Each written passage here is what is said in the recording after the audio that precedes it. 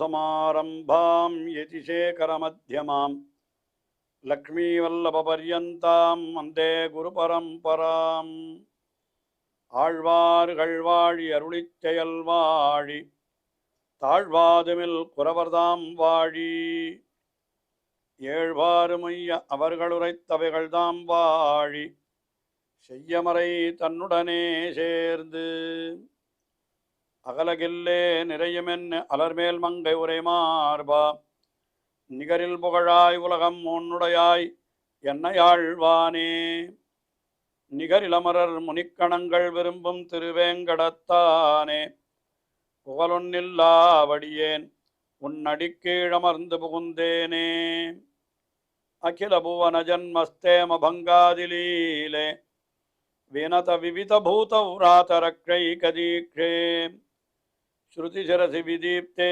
பிரம்மணி ஸ்ரீனிவாசே பவது மம பரஸ்மின் சேமுழி பக்திரூபா श्रीमान् वेंकटनाथार्य कवितार्किककेसरी वेदान्ताचार्यवर्यो मे सन्निधत्तां सदा हृदि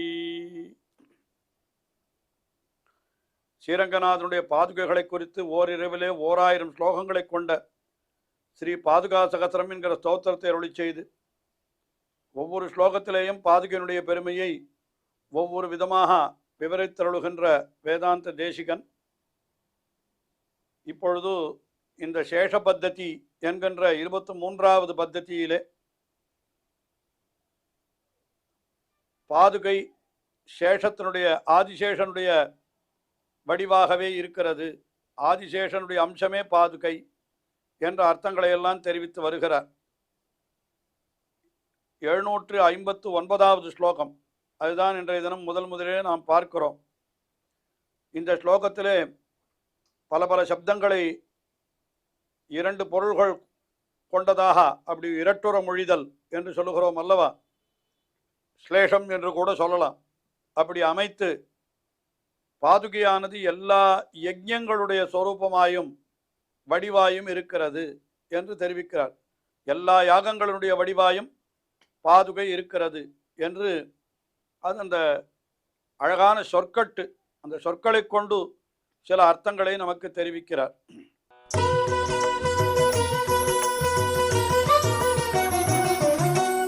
அகீனாத்மா ரங்கக்ஷிதிரமண பதாவனி சதா சதாமித்ரம் த்ராணாத் பிரதித நிஜ சத்ரத்வ விபவாஹ அவித்யாயாமின்யாஹ ஸ்பிருஷசி புனரேகாஹ பதவீம் கிரதூநாமாராத்யா கிரதுரபிச்ச சர்வஸ்துவமசினஹா. பல யாகங்களுக்கு பலவிதமான பெயர்கள் உண்டு. அதாவது அகீனம் என்று ஒரு யாகத்தை சொல்லுவார்கள், சத்திரம் என்று ஒரு யாகத்தை சொல்லுவார்கள், ஏகாகம் என்று ஒரு யாகத்தை சொல்லுவார்கள். சாஸ்திரங்களில் யாகம் ஏகாகம் அகீனம் சத்திரம் என்று பலவிதமான யாகங்கள், பலவிதமான பெயர்களை உடைய யாகங்கள், பலவிதமான யாகங்கள் இருக்கின்றன.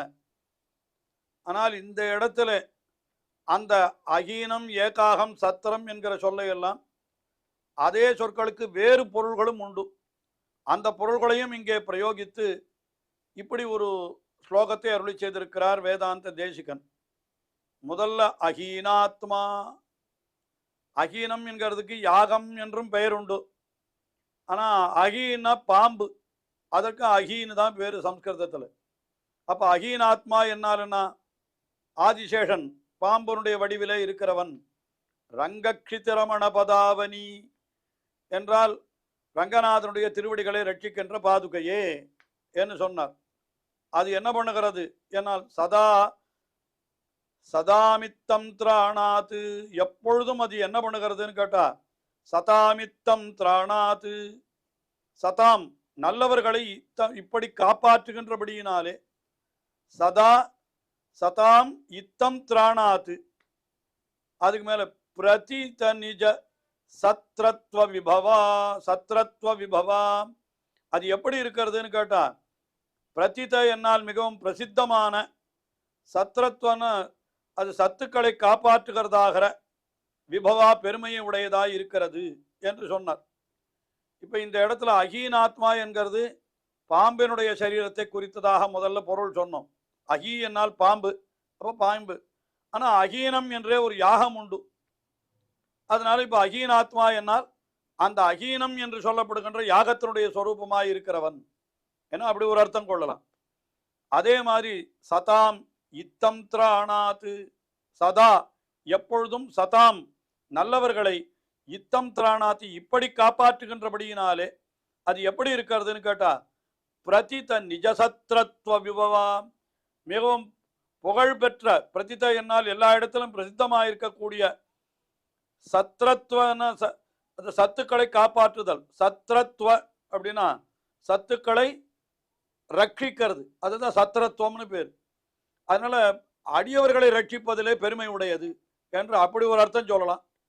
இன்னொன்று சத்ரத்வம் என்ற சத்திரம் என்ன யாகத்திற்கு ஒரு யாகம் உண்டாகினாலே அங்கே எப்படி அகீனாத்மா என்னால் அது பாம்பினுடைய உடல் என்று சொல்லி அகீனம் என்கிற யாகம் என்று சொன்னோமோ அதுபோல இங்கேயும் கூட சத்ரத்வம் என்னால் சத்துக்களை திராணம் செய்தல் என்று அப்படியும் அர்த்தம் சொல்லலாம்.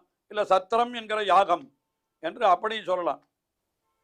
அதுக்கு மேலே இன்னொன்று என்ன சொல்றாருன்னா அவித்யா யாமின்யாக, யாமினி என்னால் இரவுக்கு பெயர். அது என்ன பண்றதுன்னா நம்முடைய அறிவை மயக்கி விடுகிறது. அதனால என்ன நல்ல விஷயங்களை நாம் அறிய முட்டாமல் தடுக்கிறது எதுன்னு கேட்டால் அவித்யா, அதாவது அந்த யாமினி, அந்த இரவு. அப்போ அந்த அறியாமையாகிற இரவுக்கு இது எப்படி இருக்கிறது என்னால் பாதுகை ஏகாக பதவீம் அப்படின்னா, ஏகாகம் என்னால் என்ன ஒரே பகல், அதாவது இரவு அறியாமையை உண்டாக்குகிறதுன்னா பகல் தான் அந்த அறியாமையை போக்குகிறதுன்னு சொல்லுவார். சூரிய வெளிச்சம் ஏற்பட்டால் அதாவது அறியாமை என்கிறது இருட்டு, சூரிய வெளிச்சம் நல்ல வெளிச்சம். அப்போ என்ன ஆகிறது, அது இருட்டு இது வெளிச்சம் என்கிறதுக்காக இப்படி அறியாமையை இருளாகவும் ஞானத்தை நன்றாக பகலாகவும் சொல்லுவதுண்டு. அப்போ அவித்யாயாமின்யாக ஏகாக பதவீம் என்னால் அந்த பாதுகை அறியாமையாகிற இருளை போக்குகின்றதாக இந்த பாதுகை இருக்கிறது, பகல் போலே இருக்கிறது என்று சொன்னார். இந்த இடத்துல ஏக அக, அகன்னா பகல், ஒரே பகல், ஏகாகம்னா ஒரே பகல் அப்படின்னு ஒரு அர்த்தம் கிடைக்கிறது. ஆனால் அதே சமயத்தில் அது ஏகாகம் என்ன ஒரு யாகமும் உண்டு. அப்போ அந்த யாகமாயும் இந்த பாதுகை தான் இருக்கிறது என்று இப்படி ஒரு அர்த்தம் அதில் கொள்ளும்படியாக அவித்யாயாமின்யாக ஸ்புரசி ஸ்புருஷசி புனரேகாக பதவீம். இதனால என்னன்னா கிரது நாம் ஆராத்யா, என்ன தெரிகிறதுனா எல்லா கிரத்துக்களினாலேயும் ஆராதிக்கப்படுபவளாய் நீ இருக்கிறாய் பாதுகை. எல்லா யாகங்களாலும், அதாவது கீழே சொல்லப்பட்டபடி அந்த அகீனம், சத்திரம், ஏகாகம் என் எல்லா அந்த சொற்களுக்கெல்லாம் வெவ்வேறு பொருள்கள் உண்டு. அந்த பொருளையும் இதில் ஸ்லோகத்தில் காட்டி இருக்கிறார். அதே சமயத்தில் அந்த பொருள்களுக்கு உரிய, அந்த சொற்களுக்கு உரிய பெயரை உடைய யாகங்கள். அதனால கிரது ஊனாம் ஆராத்யா அப்படின்னா அந்த கிரத்துக்களினாலே ஆராதிக்கப்படுகிறவளாய் இருக்கிறாய். அதே சமயத்தில் நீ எப்படி இருக்கிறாய்ன்னு கேட்டா சர்வ கிரது சர்வஹா கிரதுரபிச்ச துவமசி நஹா, எங்களுக்கு நீ எல்லா யாகங்களுமாயும் இருக்கிறாய். எம்பெருமானுடைய திருவடியிலே அமைந்திருக்கிற பாதுகை. எம்பெருமானே எப்படிப்பட்டவன் கேட்டா அகம்கி சர்வ யஜ்ஞானாம் போக்தா பிரபுரே வச்சா என்று பகவத்கீதையிலே சொல்லியிருக்கிற அப்படின்னாலே எல்லா யாகங்களாலும் ஆராதிக்கப்படுகிறவன் அவன்தான், பகவான் தான். அதில் ஒன்றும் சந்தேகமே கிடையாது. யார் எந்த யாகத்தை பண்ணினாலும், அது இந்திரன் என்று ஒரு இந்திரனை குறித்து ஒருத்தர் யாகம் பண்றா, அது யாரை குறிக்கிறதுன்னு கேள்வி. அது இந்திரனுக்குத்தானே போய் சேரும் அப்படின்னு சொன்னா இந்திரனுக்கு இல்லை, பகவானுக்குத்தான் போய் சேரும். இரண்டு விதத்தில் அர்த்தம் சொல்றார். என்னன்னா எல்லா தேவதைகளுக்கும் அந்தர்யாமியா இருக்கிறவன் பகவான், உள்ளுக்குள்ளே ஆத்மாவா இருக்கிறவன் பகவான். அப்ப அந்த தேவதைகளுக்கு பண்ணுவது பகவானுக்குத்தானே போகும். எப்படி சொன்னா, இப்ப நம்முடைய சரீரத்துக்கு ஒரு அலங்காரத்தை பண்ணுகிறோம், சந்தனத்தை பூசுகிறோம், உடலிலே கழுத்துல மாலை போடுகிறோம். இதனால மகிழ்ச்சி அடைவது எதுன்னு கேட்டா இந்த உடல் இல்லையே, உள்ளுக்குள்ள இருக்கிற ஆத்மா தான். அதுபோல தேவர்களெல்லாம் பகவானுக்கு சரீரம் என்று கொண்டு விட்டோமானால் அப்ப அந்த சரீரத்திற்கு செய்யக்கூடிய யாக யஜ்ஞங்கள் எல்லாம் உள்ளுக்குள்ளே அந்தர்யாமியா இருக்கிற பகவானுக்குத்தானே போய் சேரும். ஆகாஷாத் பதிதன் தோயம் யதா கச்சதி சாகரா சர்வதேவ நமஸ்காரா கேசவம் பிரதி கச்சதி என்று. அதனால்தான் எப்படி எல்லா ஜலமும் சமுத்திரத்தை போய் அடைகிறதோ அதுபோல் எல்லா பூஜைகளும் பகவானைத்தான் போய் அடையும் என்ன அது ஒரு அர்த்தம் சொன்னார். அல்லது இப்படியும் சொல்லலாம், இந்திரஹான்னு சொன்னா பகவான் தான், சாட்சாதபி அவிரோதன் ஜெய்மினிஹி என்று இப்படியே பிரம்மசூத்திரத்திலே வேதவியாசர் காட்டுகிறார். நேர அந்தந்த சொற்கள் பகவானையே குறிக்கிறது என்று கொண்டு விட்டால் அப்போ அந்த இந்திரன் என்ற சொல்லாலயம் பகவான் குறிக்கப்பட்டு அவனுக்கே அது போய் சேருகிறது. என்ன பார்த்தா எல்லாம் பகவானுக்குத்தான்.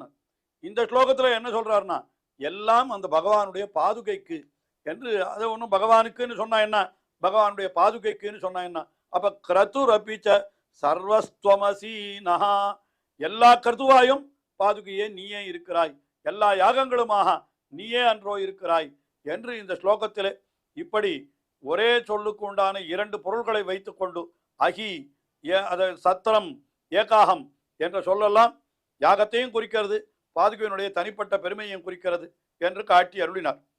அதற்கு அடுத்தபடியாக இந்த சேஷ பத்தத்தியினுடைய நிறைவு ஸ்லோகம். இதில் கடைசியில் இது இந்த சேஷ பத்தத்தியிலே 10 ஸ்லோகங்கள். அதனால் இந்த நிறைவு ஸ்லோகத்தில் அந்த பாதுகையினுடைய பெருமையை எப்படி விவரிக்கிறார் என்று பார்ப்போம்.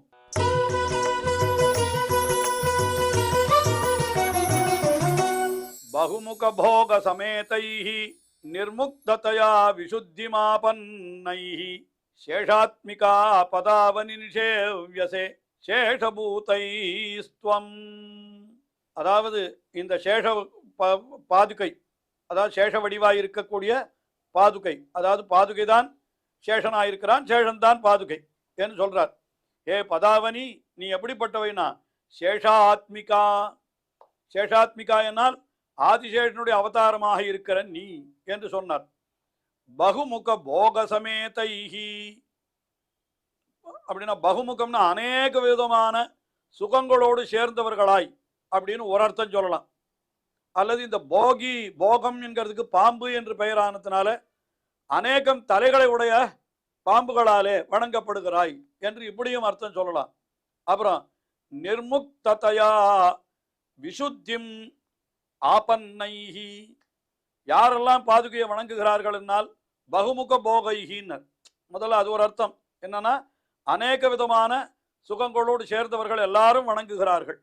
அதுக்கு மேலே ரெண்டாவது நிர்முக்த விசுத்திமாபன்னைஹி, அதாவது எல்லா கர்மங்களாலும் விடுபட்டு அதனால ஒரு விதமும் குற்றமும் இல்லாத ஒரு நிலையை அடைந்திருக்கிறார்கள் அவர்கள். அதாவது எல்லா கர்மங்களையும் எம்பெருமானிடத்திலே சமர்ப்பித்து விட்டு அதனால எந்த தோஷமும் அற்றவர்களாய் சில பேர் இருக்கிறார்கள், அவர்களாலேயும் வணங்கப்படுகிறான் என்று அப்படி ஒரு அர்த்தம். இன்னொன்று என்னன்னா அது பாம்புகளுக்கே உரியது. என்ன பண்ணணும், தோலையெல்லாம் உரித்து விடும், தான் சுத்தமா இருக்கும். அதனால நிர்முக்ததையா விசுத்திமா பன்னைஹி, அப்படிப்பட்ட பாம்புகளாலே என்று அப்படியும் சொல்லலாம். அதுக்கு மேலே சேஷபூதைஹி, எம்பெருமானுடைய அடியவர்களாலே என்று சொல்லலாம். சேஷபூதைனா பாம்புகளாலே என்று சொல்லலாம். அதாவது பாம்புகள் பல பாம்புகளாலே வணங்கப்படுகிறான் ஆதிசேஷன் என்று சொல்லலாம். அல்லது எம்பெருமானுடைய பக்தர்கள் பலராலே வணங்கப்படுகிறான் என்று சொல்லலாம். ரெண்டு பேருக்கும் பொருந்தும்படியான சப்தங்களை இந்த ஸ்லோகத்திலே அமைத்திருக்கிறார் வேதாந்த தேசிகன். இந்த சொன்ன இந்த 4 விஷயமும், அதாவது 3 விஷயமும் பகுமுக போக சமேதைஹி நிர்முக்ததையா விசுத்தி மாபன்னைஹி சேஷாத்மிகா என்று சொன்னப்பட்ட இந்த 3 விசேஷங்களும் பாம்பையும் சொல்லுகிறது, பகவானுடைய பக்தர்களையும் சொல்லுகிறது. அப்படிப்பட்டவர்களாலே நீ என்ன பண்ணுகிறாய், வணங்கப்படுகிறாய் என்று சேவிக்கப்படுகிறாய், நிஷேவ்யசே என்று சொல்லி இந்த சேஷ பத்ததியை நிறைவு செய்தார். தொடர்ந்து அடுத்த பத்ததியிலே வேறொரு விஷயத்தை எடுத்துக்கொண்டு அருளி செய்ய போகிறார். தொடர்ந்து அனுபவிப்போம். ஸ்ரீயக்காந்தாய கல்யாண நிதயே நிதயேர்த்தினாம் ஸ்ரீவேங்கட நிவாசாய ஸ்ரீனிவாசாய மங்களம். ஸ்ரீமத் சுந்தர ஜாமாதர் முனிமான் சவாசினே சர்வலோக நிவாசாய ஸ்ரீனிவாசாய மங்களம்.